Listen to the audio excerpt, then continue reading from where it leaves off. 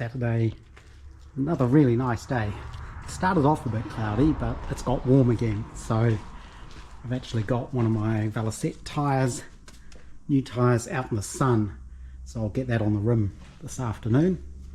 The heads, I gave them a light coat of engine enamel. Oh, I missed a bit. Just to stop them rusting quite so much. But these, I think, are now ready for me to grind in the valves, which shouldn't take a lot. Ideally, I would have taken some off the top of this, probably with a fly cutter or something, but I don't want to remove any extra material if I can help it. So I just rub that on a flat plate on some paper, just to make sure it was smooth. And it seems okay. These water passages should work well, they're nicely in there. And my new back plate for the lathe arrived. So I've spent most of the day machining that.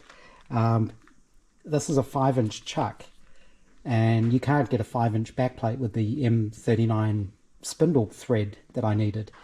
You can get a 4-inch or you can get a 6-inch. So I had to go for the 6 and then machine it down, which is a lot of machining. And you can see this is all cast metal.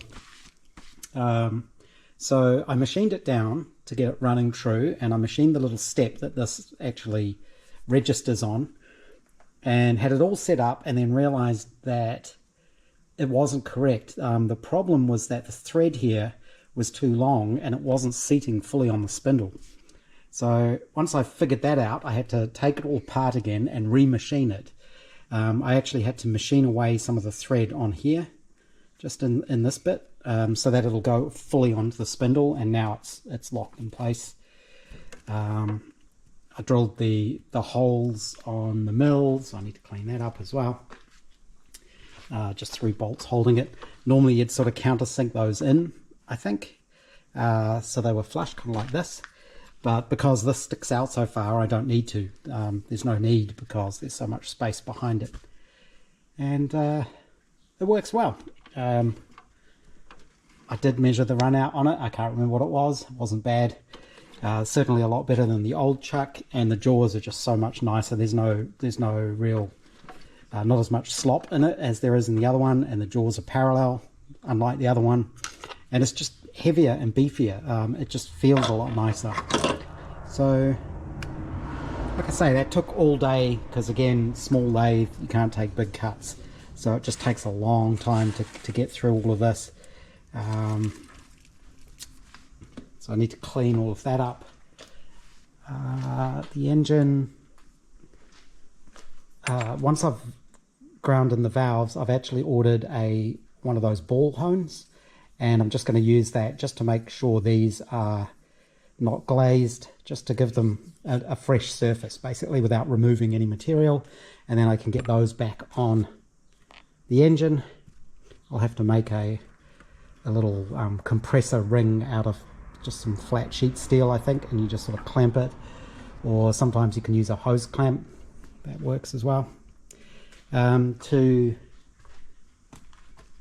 mark the holes, the 3 holes to bolt the chuck to the back plate, I made up these little threaded things with a little sort of pip on the end, and screwed those into the back of the chuck so that the little pip was just proud of the surface, and then I was able to push this home, tap it down, and that gave me the little punch marks to punch, so I could get the holes accurately drilled. And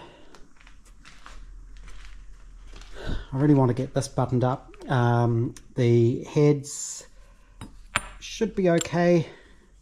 This was the retired one that I did weld up, and I cleaned it up. The grey on there there was a little bit of pitting, and that's JB weld epoxy, basically, because it'll take quite a high temperature, and it's just to make this flat.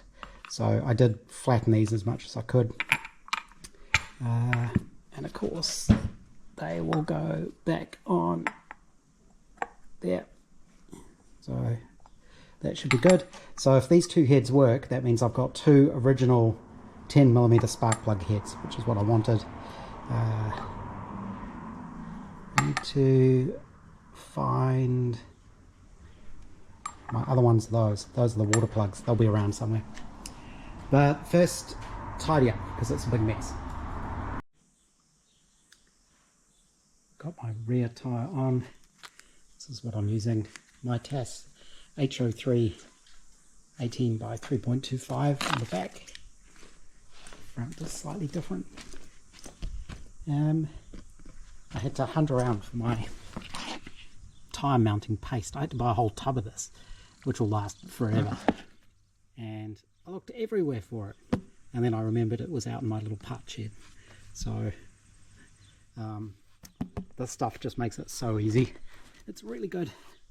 And a couple of tyre irons. Got a new tube in there. Pumped it up. And that should be pretty much good to go. So there's the rear tyre done. And the front will wait until I disassemble and clean all of that. So this is what the front tyre is. A HO4. That's more a sort of ribbed pattern, whereas the back is this block one, which seems to be how they were from the factory. I don't know what brand of tyres they would have used originally, but that's what I can get easily here. So now I think I will quickly do the valves on these. I've got new valves, new valve springs.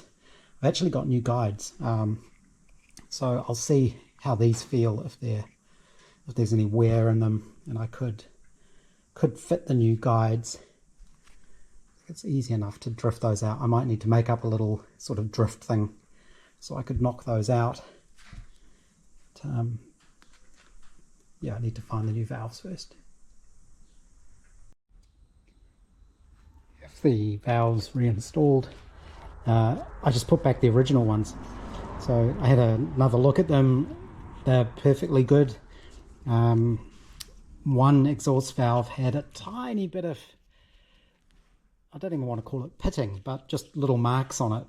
I think just from sitting, and all it took was a little bit of fine grinding paste, and that cleaned that up. I didn't even have to use the coarse end.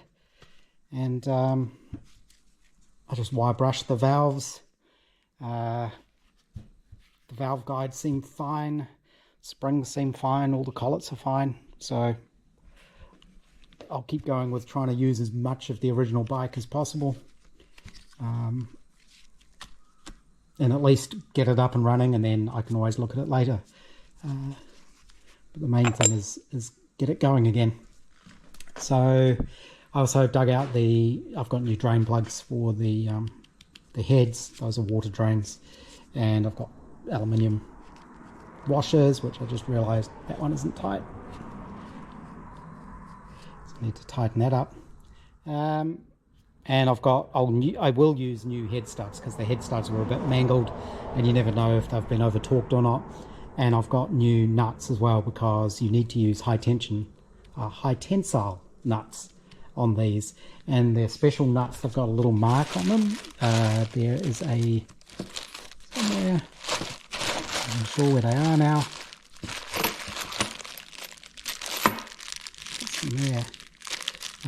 There should be there's a little notch taken out of each corner. You can only just see it on these ones. But that means that they are high tensile, the right ones to use. So I'm just waiting for the hone now, and then I can sort of just quickly run that through the bores, and I think that should be good. It's Sunday, and I'm just doing a few little bits and pieces on the Velocette. I've put the sump back on with the cork sump gasket. I couldn't find anything in the manual about how they recommend sealing it, and if you look that up online, that's one of those things where absolutely everyone has an opinion, and they will swear black and blue that their way is the only correct way, from using sealant, not using sealant, Hylamar, oil, grease, soaking them in water, which sounds a bit daft to me. Just all sorts of things. There's always someone who'll be like, oh, I've been doing it for 50 years and I only ever done it this way and it always works for me. So in the end, I used Loctite 515 gasket maker on between the sump and the gasket. The idea being the gasket will stick to that, and then just a thin smear of Hylamar between the crankcase and the top of the gasket. So hopefully, if I need to take this off, the gasket will stick with the pan. That's the plan. We'll see. Still waiting for my hone. I think I mentioned yesterday, I've put the valve gear back in. Heads are ready to go. I've got gaskets somewhere. I did order some stuff online, and one of the things I ordered was cans of throttle, carb throttle body cleaner, just to clean things up. And one of the cans arrived broken, with the nozzle broken off, so I rang them and went, and I had to go into the store, which defeated the whole purpose of doing it online. And they replaced the can with another one, which I was using this morning, and it promptly failed as well. It blew its own O-ring out, basically, so the nozzle on this is no good. So what I ended up doing is poking a little hole in the top with a sharp scriber, slowly release the gas, and now I've got still got gas in it. I can just tip it out of that little hole. You have to release the gas slowly. If you release the gas quickly, I think what happens is the pressure drops and the fluid inside boils, and it'll squirt itself out. So you slowly release the pressure to avoid boiling it, and then you end up with pretty much a full can of carb cleaner, which you can tip into things. It lasts way longer like that. But it kind of defeated the whole purpose, which is I wanted to be able to blast some of this clean. Before it failed, I was able to clean up in the rings pretty well, so that was good. There's no oil in this, but I have bought oil. I'm going to use this 20W60 Classic Light, which is a high zinc oil. I think this is actually the same oil that's in the Riley engine oil, so that should work. And I got coolant, which is just ethylene glycol coolant. Again, everyone has an opinion. And I've got trans oil for the rear end, which seems to match the coolants they suggest in the original service manuals. Coolant, you can't go by colour, so if somebody says just use green coolant or blue coolant or whatever, the colours, I think they're supposed to be kind of standardised, but they're not. So different manufacturers use different colours. You have to look at what the actual chemistry of the coolant is to find out what it's suitable for. But I've also been trying to straighten out the panniers. These have both been damaged in the past. You can see where someone's brazed it, and I just had to kind of work around that. I didn't want to undo all of that. I flattened it out as best I can. There's a bit of oil canning in one of them, but they're reasonably straight now. And by the time those are back on the bike and they have the leather saddlebags in them, I think those will be fine. But what I'm going to do is I'll probably put these in Evaporust if I can soak them to get the rust off, and then I will wipe them down in Penetrol. I'm not going to repaint them. I just want to get that surface rust off. I lost a little bit of paint doing the panel beating, which is a bit kind of inevitable really. But I think they'll be okay. They'll match the rest of the bike. Rear tyre, I think I mentioned that. I got that on. And I need to give the rear bevel drive a bit more of a clean up. That was the other reason I wanted some of that carb cleaner. Clean that up. And then I need to think about taking the front end apart. I think once the front end is off, I can clean all of that up. I can clean up the body. I really need to wash underneath it. It's covered in mud. Like there's a thick layer of dirt all over the inside of it. I want to get rid of that because I don't want that getting wet and then rusting. And the rest of it will need a very gentle sort of wipe down to try and get some of the dirt off but not damage it. And this, I think I mentioned, probably what I'll do is drill the end of the crack and then put a little spot of weld just on that lip. I'm not going to try and weld the whole thing up. I think if I just do that little spot, I can do it without ruining the paint. And then the wiring. This has been done before, and you can see this is probably original wiring, and it's starting to crack. Insulation. So I suspect I might just redo all of the wiring. Because yeah, this isn't good. There is some fabric covered wire there which goes to the brake switch. I need to take all of this apart, see what I can do with the back of the switch. Yeah, you can see this is going brittle. It's been repaired there.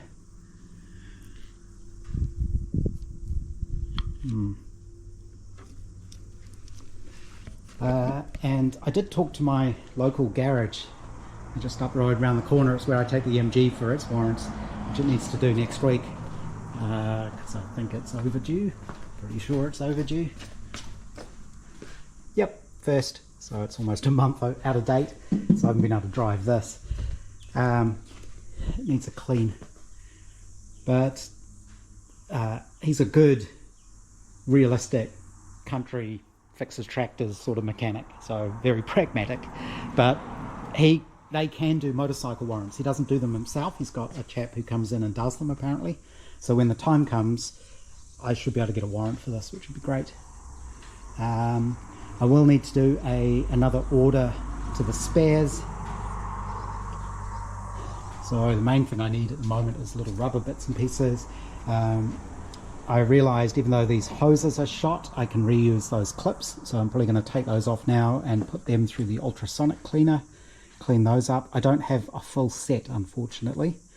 You need 8 of them and I've only got 5 of them apparently. I'll check the parts from the other bike. I don't think I had any of these style.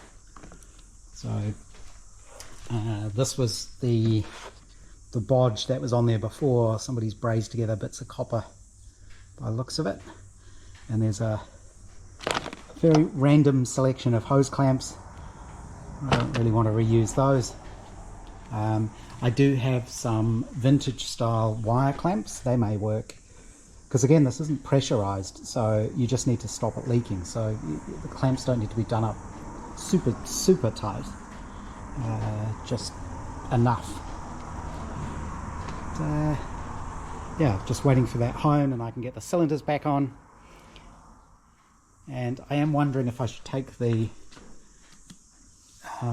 ignition stuff off and have a look behind there, or if I can just ignore it and have a look. I don't think it looked like there was oil leaking from there.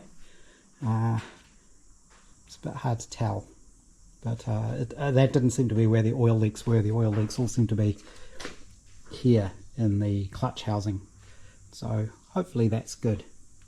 I've got lots of notes to myself to remind myself there's no oil in any of this, but we'll do that once we assemble it. And I think once you've got the rear end assembled, so once this is bolted to that and the rear drive is on and the rear wheel is on, I believe you can actually start it like that. You'd have to rig up a temporary petrol tank, but it's a complete self-contained unit then. Again, the ignition is dead simple to get it to fire. You just basically hook 6 volts up to it. So I may end up doing that just to see if I can get the engine to run. Might be easier to do that and then fix any problems before it's back in the frame. So now I'm going to put these in some evaporust, and I'm hoping to have a visitor today. Another Velocette owner said they might pop in and have a look, so that would be really good, but I won't bother filming any of that. The rear drive of the bike is cleaned up. That all looked fine. I haven't taken the cover off. We'll just see how it goes. I just cleaned the outside of it, and got the brakes off. Rear brake shoes. They seem pretty hard, but I'll give those a wash down petrol. Somebody's obviously brazed up and then filed the little shoe things. These sort of sit over the end there. Those are the springs. Everything's covered in muck. Speaking of which, I did clean out my parts washer because that was starting to get to the point where it was making the parts more dirty than cleaning the dirt off. So this is what I've been using in it. I think this is it's a 50-litre washer. So one of these does 2 fills. Could probably clean that out and use that for water storage now. Non-drinking water, but water's good for the garden. And I use it in here a lot as well, of course. And those are the pannier carrier things, the metal boxes. That's very, very weak phosphoric acid solution. That's that metal bright. So I'm going to leave it in there till all the surface rust is gone. Shouldn't affect the paint too much, and then I can wax them or oil them or penetrol them, something just to keep them nice and neat. They're not perfect, but they're much better than they were. And I still think I need to make some sort of inner thing to go in these boxes to help them keep their shape. This one's got blocks of wood in it. You can see it's nicely square. This one's got a towel in it, and it just collapses on itself. So just a sort of ring around the outside I think would be enough. I've got lots of sheet steel, lots of this stuff. I could use that, I suppose, or some aluminium possibly. Put that away. And I did have a visit, so that was nice, just to be able to talk Velocette stuff with someone who's got one. And funnily enough, it turns out he knows another friend of mine who's up the other end of the country for completely different reasons. Just kind of shows how small New Zealand is, really. It was just quite amusing. So, Riley. I really need to get back on the Riley.